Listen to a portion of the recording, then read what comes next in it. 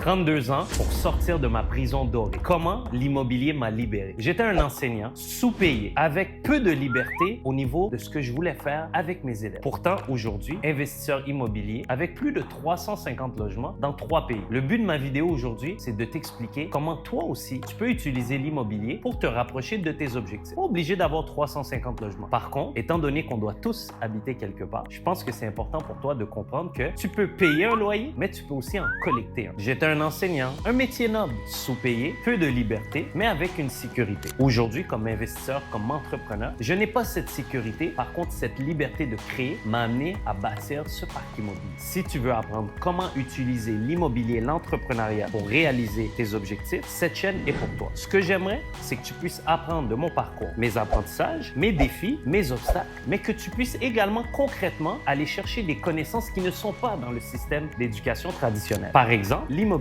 Sachant que tu dois habiter quelque part, il me semble que ça serait important de comprendre comment l'immobilier fonctionne au Québec. Dans cette première vidéo, je vais t'expliquer comment est-ce que j'ai utilisé l'immobilier comme véhicule de liberté. Comment est-ce que j'ai pu acheter des immeubles qui m'ont permis par la suite de sortir de mon emploi comme enseignant pour maintenant être en mesure de pouvoir penser à acheter une école. Avant de rentrer dans l'immobilier, j'aimerais que tu saches d'où est-ce que je pars. Parce que très souvent, on applique le concept de l'iceberg. On voit tous les beaux résultats qui sont en haut, mais on oublie d'aller en dessous voir qu'est-ce qui s'est réellement passé. Alors, je te ramène à mon enfance. Thierry, né à Montréal d'une mère monoparentale qui a immigré d'Haïti à 14 ans. Donc, comme tu peux le comprendre, lorsque j'étais jeune, je n'étais pas entouré d'entrepreneurs. Je n'avais aucun investisseur immobilier autour de moi. Je n'avais personne pour me guider à voir cette abondance. Donc, lorsque je suis né, je me sentais un peu comme une marionnette. On te dit à la maison quoi faire, on t'envoie à l'école, on te dit quoi faire. Donc, jamais libre de créer et de décider pour moi. Puis, à 8 ans, j'ai rencontré le ballon orange, le basketball. Et c'est à partir de là que j'ai pu prendre conscience de qui j'étais. C'est à ce moment-là que je me suis senti important, que je me suis senti valorisé. Parce que mes amis me félicitaient, mes amis me disaient de venir dans leur équipe. Puis, à partir de là, est venue l'équipe de l'école, est venu les matchs, les tournois. Donc, à partir de 8 ans au secondaire, j'ai découvert le ballon orange et c'est à partir de ce moment-là que je me suis senti vivre. Encore une fois, dans un système très rigide au secondaire, on te dit encore quoi faire, comment faire. Tu es assis toute la journée à ce qu'un prof t'envoie de la théorie que tu dois ensuite cracher sur un bout de papier. C'est pas quelque chose qui m'a vraiment rejoint ou qui m'a aidé. Pourtant, j'avais cette soif de continuer à jouer au basketball et dans mon cas, le basketball se jouait à l'école. Arrive un moment critique dans ma vie à 14 ans. Donc, je suis à l'épicerie avec ma mère. On se rappelle, mère monoparentale, 2 enfants. Ma mère travaillait souvent de 4 heures à minuit et de minuit à 8 pour être capable d'avoir assez de ressources financières pour soutenir la famille. Je peux pas dire que j'ai manqué de quelque chose lorsque j'étais jeune. Par contre, on était en mode survie. Et c'est, je pense, l'élément clé de mon message. On doit être capable de passer de la survie à vivre. La vie ne devrait pas être en mode survie. On devrait être en mesure de la vivre. Donc, je suis à l'épicerie avec ma mère, 14 ans. On passe dans les allées avec le chariot et je regarde le saumon. Je vois que ma mère a vu le saumon, mais elle ne l'a pas mis dans le chariot. Alors, je me demande, mais comment ça se fait que le saumon n'est pas dans le chariot? Je me retourne et je dis, maman, t'as pas mis le saumon dans le chariot. Elle se retourne et elle me regarde et me dit, mais Thierry, il n'est pas en spécial. Et à partir de ce moment-là, je me suis dit qu'il y avait quelque chose qui ne fonctionnait pas. Comment tu peux travailler 16 heures par jour pour ramener des ressources financières à la maison, mais tu n'es pas en mesure de payer un saumon à l'épicerie? Je n'étais pas chez IGA, là. IGA, c'est pour les ballers. On parle de l'Intermarché. Alors, à ce moment-là, je me suis dit, il y a quelque chose qu'il fallait que je fasse de différent. Pourtant, je n'avais pas de modèle de différence. Tout ce que j'ai vu, c'est ma mère qui travaillait très fort. Dès mon jeune âge, je me suis dit, alors, si ma mère travaille des temps doubles, ben moi, je vais faire des temps triples. Donc, déjà, ma mentalité, elle était de travailler fort pour l'argent. Ce qu'aujourd'hui, je comprends qui n'est pas le bon mindset. Arrivé dans, je vous dirais, début 15 ans, 16 ans, on arrive vers ton choix de vie. C'est-à-dire, tu es à l'école, puis on te pose des questions, qu'est-ce que tu vas faire plus tard? Et je le remercie jusqu'à ce jour, Monsieur Leclerc, qui était enseignant en éducation physique. Il m'a posé la bonne question au bon moment. Et rappelez-vous de ça, le meilleur prof, c'est pas celui qui te dit quoi faire, c'est celui qui te pose les bonnes questions. Parce qu'à la fin, tu es ton propre guide. Tu es la personne qui va prendre les décisions pour ta vie. Donc, il me pose la question suivante. Thierry, qu'est-ce que tu veux faire de ta vie? Je lui dis, j'ai aucune idée. Moi, je sais pas qu'est-ce que je vais faire. On m'a dit d'aller à l'école, d'avoir des bonnes notes. Il m'a dit, qu'est-ce que tu aimes dans la vie? Qu'est-ce qui te passionne? Le sport, le basketball. Et là, il m'a posé la question suivante. As-tu pensé à devenir prof d'éducation physique? À cette époque, j'étais surpris. Je me suis dit, prof d'éduc, ça gagne pas beaucoup. Et à ce moment-là, il me dit, Thierry, penses-tu que le prof d'éduc gagne moins que le prof de français? Puis à cette époque, j'étais convaincu que oui, pour finalement comprendre que non. tous les profs ont les mêmes conditions. Par contre, il m'a soulevé les points suivants. En étant enseignant en éducation physique, beaucoup moins de corrections, un horaire flexible, terminé à 3 heures au plus tard l'après-midi, peu de corrections la fin de semaine, 2 semaines à Noël, semaine de relâche, les 2 mois de congé l'été. Et il m'a mentionné l'élément suivant qui a tout changé à cette époque-là sans que j'en prenne conscience. Il m'a dit, Thierry, j'ai tellement de temps durant mes vacances que je peux travailler sur mes immeubles. Alors, mon enseignant était un investisseur immobilier, mais également un enseignant. Il y avait quelques immeubles. Par contre, c'est pas quelque chose qu'il faisait à grande échelle. Ceci étant dit, il a planté la graine au bon moment. Donc, si tu écoutes cette vidéo, Monsieur Leclerc, merci beaucoup. Donc, à partir de ce moment-là, j'avais un peu plus de clarté sur mon parcours. Parce que souvent, à 14-15 ans, on nous demande de faire des choix. Est-ce qu'on prend les maths enrichies? Est-ce qu'on prend les sciences? J'étais pas en mesure de faire un choix éclairé parce que je savais pas où je voulais aller. Mais à ce moment-là, je me suis dit, tu sais quoi? Être prof d'éduc, c'est une excellente profession. Ça répond aux critères pour ma mère parce que je vais avoir un diplôme universitaire. Puis, ça me permet d'avoir un emploi dans lequel je vais être heureux. Donc, je me suis jamais lancé en enseignement pour l'argent,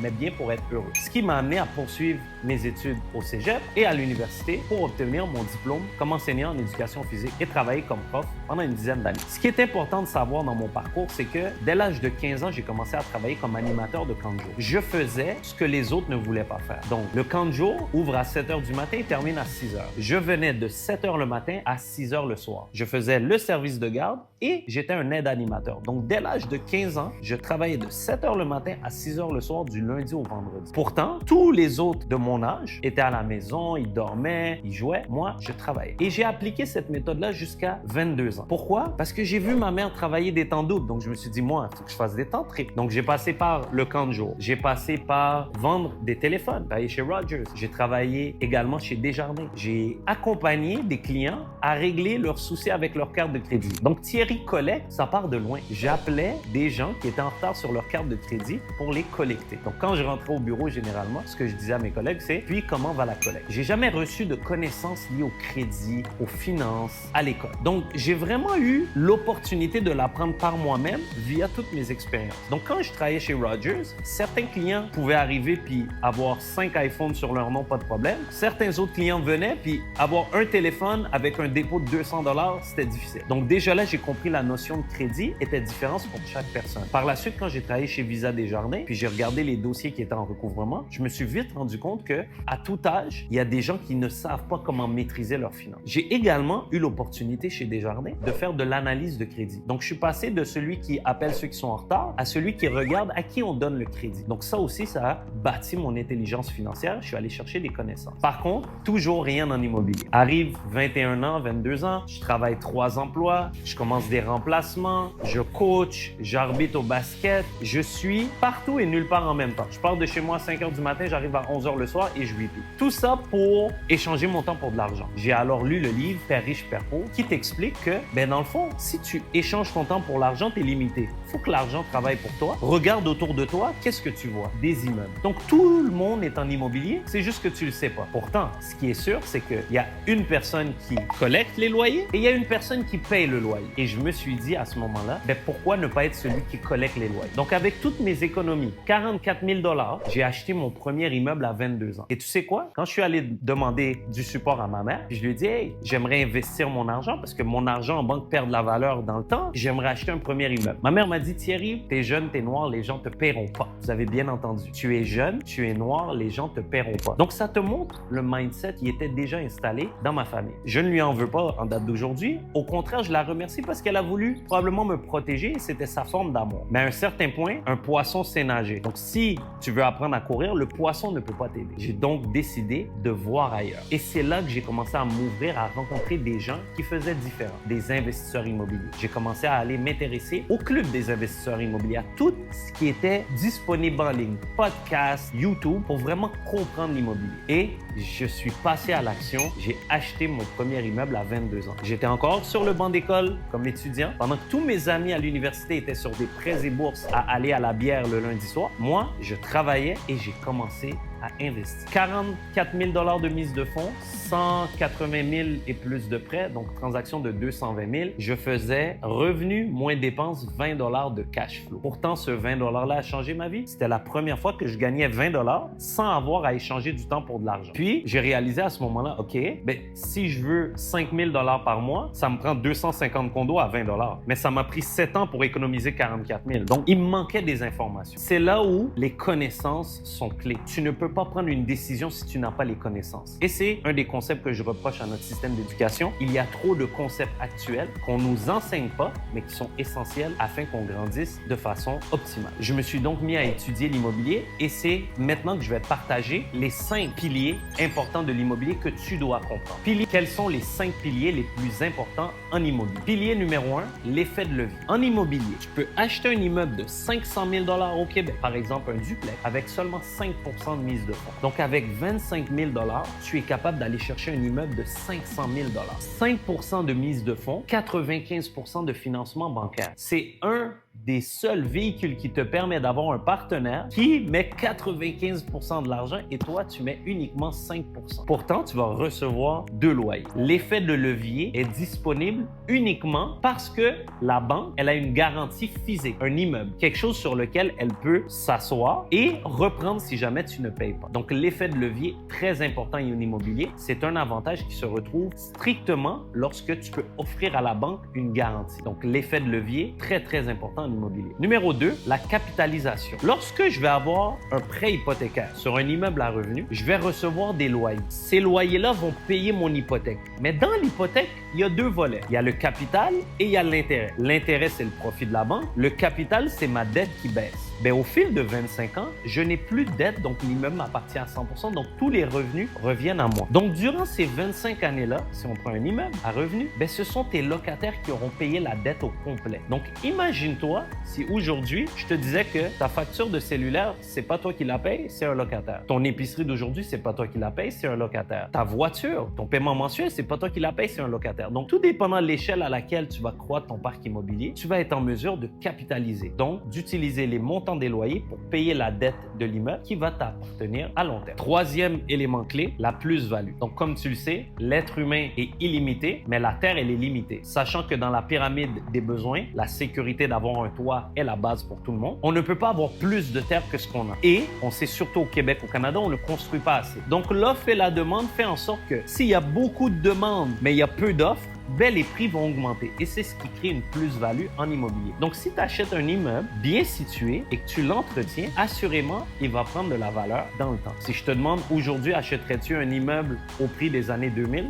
Tout le monde l'aurait acheté. En immobilier, la réalité, c'est que le meilleur moment pour acheter, c'était hier. Après ça, c'est aujourd'hui. Donc, il faut le faire travailler dans le temps. Donc, la plus-value, un autre élément très important en immobilier. Numéro 4, le cash flow. Donc, tu vas recevoir des revenus de tes loyers. Tu auras des dépenses à payer. Donc, ton hypothèque, tes assurances, l'énergie, peut-être l'Internet si tu offres des services à tes locataires. Par la suite, lorsque tu vas faire revenus moins dépenses, l'excédent de liquidité, ce qui reste dans tes poches, c'est ton cash flow. Donc, dans mon exemple que je t'ai donné, mon premier immeuble, j'avais 980 $ de revenus. J'avais 960 $ de dépenses, incluant mon hypothèque, mes taxes, mes assurances, etc., mes frais de condo. Donc, je faisais 20 $ de cash flow net dans mes poches à tous les mois. C'est peut-être peu, 20 $. Par contre, c'est le concept qui a été le plus important qui m'a permis de comprendre la suite des choses. Recevoir 20 $ sans avoir à échanger du temps. Le 5e élément par rapport à l'immobilier qui est important que tu comprennes, c'est le volet entrepreneurial. Pourquoi est-ce que j'en parle? C'est que très souvent, lorsqu'on parle d'investissement, on se détache du contrôle et des décisions. Alors qu'en immobilier, lorsque tu achètes ton immeuble, premièrement, il est physique, mais tes clients, les locataires, c'est toi qui vas les choisir. Bien entendu, tu vas acheter des immeubles, il y a certains locataires en place, mais par la suite, tu es en mesure de choisir tes locataires. Tu peux choisir les services que tu as. Tu peux choisir les rénovations que tu décides de faire. Donc, c'est une entreprise que tu achètes. Donc, l'entreprise, c'est l'immeuble. Le service offert, c'est le logement. Ton client, c'est le locataire. Donc, l'entrepreneuriat derrière l'immobilier est très intéressant parce que tu te développes aussi à l'intérieur du processus. Alors que si je fais une comparaison avec la crypto-monnaie ou la bourse, oui, j'ai une partie analytique à faire. Par contre, une fois que j'ai investi l'argent, j'ai plus aucun contrôle. Je peux soit décider de le garder ou de retirer mon argent. Parce que lorsque j'investis, exemple, dans Tesla, dans Coca-Cola, c'est pas moi qui prends les décisions majeures de Coca-Cola ou de Tesla. Par contre, pour mon immeuble, je vais prendre les décisions pour chacun de mes clients, chacun de mes logements. Ça termine la première vidéo. J'espère que tu as apprécié le contenu. Donc, si tu as aimé cette vidéo, abonne-toi sur ma page, mais également inscris-moi en commentaire ce que tu aimerais apprendre en immobilier ou sur l'entrepreneuriat afin que je puisse te donner plus de valeur. Bonne collecte!